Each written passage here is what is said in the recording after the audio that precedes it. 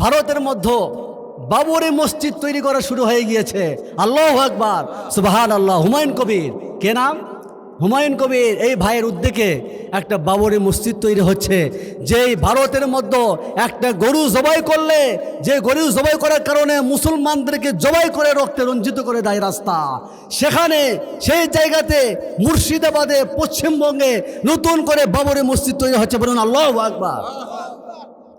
এই মসজিদ, বাবরি মসজিদ ধ্বংস করেছে সেই 33 বছর আগে। কত বছর আগে?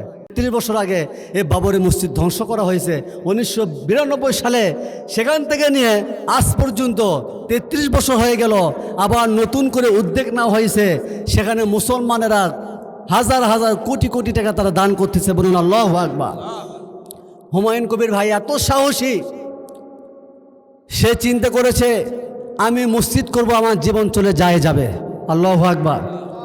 কিন্তু এই মসজিদ ভেঙেছে কে? নরেন্দ্র মোদী না?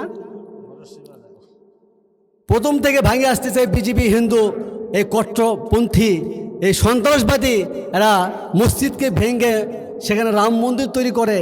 আমার বিশ্বাস, মুসলমানদের বিশ্বাস, যেই দেশে মসজিদ ভেঙে রাম মন্দির তৈরি করা হয় সেই দেশ ওইভাবে